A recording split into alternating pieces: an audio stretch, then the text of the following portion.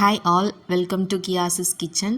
So இன்றைக்கி நான் வந்து என்ன ரெடி பண்ணியிருக்கேன் அப்படின்னு பார்த்தீங்கன்னா, சுண்டவத்தல் குழம்பு ரெடி பண்ணியிருக்கேன். ஸோ இப்போ தான் நான் வந்து இது ஃபஸ்ட் டைமாக வச்சு ட்ரை பண்ணியிருக்கேன். இதில் வந்து நம்ம தேங்காய்லாம் அரைச்சி ஊற்ற மாட்டோம். நார்மலான அந்த புளியும் தக்காளியும் மட்டும்தான். அப்புறம் வந்து என்ன பண்ணியிருக்கேன்னா, பீட்ரூட் பொரியல் பண்ணியிருக்கேன்.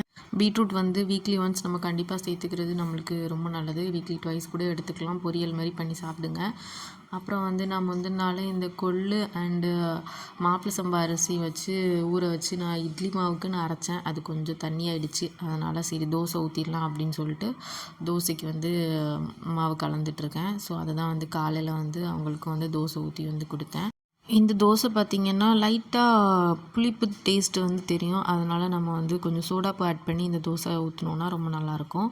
அப்புறம் கொஞ்சம் பிளாக் காஃபி ரெடி பண்ணியிருந்தேன். ஸோ பிளாக் காஃபிக்கு வந்து இஞ்சி போட்டு நம்ம காஃபி பவுடர் போட்டுட்டு அதுக்கப்புறம் கருப்பட்டி போட்டிருந்தேன். ஸோ ரொம்பவே டேஸ்ட்டாக இருக்கும், ரொம்ப ஸ்ட்ராங்காக இருக்கும்.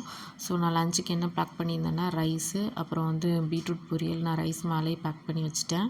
அதுக்கப்புறம் என்னென்னா நம்மளோட குழம்பு சுண்டவத்தல் குழம்பு இருக்குல்ல, நல்லா பூண்டெல்லாம் அதிகமாக போட்டு பண்ணியிருந்தேன்.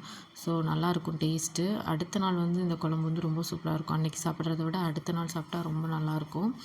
அதுக்கப்புறம் அப்படியே வந்து கொஞ்சம் லெமன் ஜூஸும் அவங்களுக்கு வந்து சப்ஜா போட்டு லெமன் ஜூஸ் ரெடி பண்ணி வச்சுட்டேன். ஸோ இது தான் நான் வந்து அவங்களுக்கு பேக் பண்ணி கொடுத்தேன்.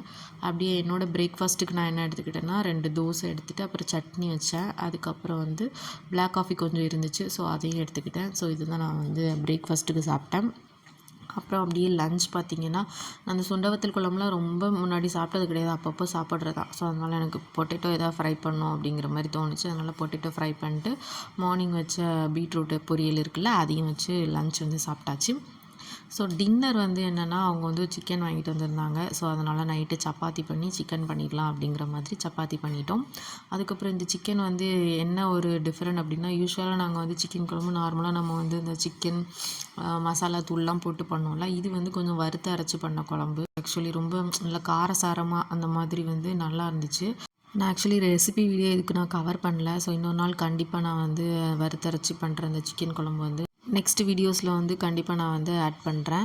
அப்புறம் நைட் டின்னர் நாங்கள் அதான் சாப்பிட்டோம். என்ன அப்படின்னா நம்ம சப்பாத்தியும் அதுக்கப்புறம் வந்து சிக்கன் கிரேவியும் தான். ஸோ ரொம்ப டேஸ்ட்டாக இருந்துச்சு, ரொம்ப காரமாக இருந்துச்சு, நல்ல சூப்பராக இருந்துச்சு. காம்பினேஷன் ரெண்டுக்குமே சூப்பராக இருக்கும். ஸோ இதுதான் நாங்கள் வந்து நைட் டின்னருக்கு வந்து சாப்பிட்டோம். ஸோ ரொம்பவே டேஸ்ட்டாக இருந்துச்சு. என்னோடய வீடியோஸ் பார்க்குற எல்லாருக்குமே தேங்க்யூ அண்ட் தேங்க்ஸ் ஃபார் வாட்சிங்.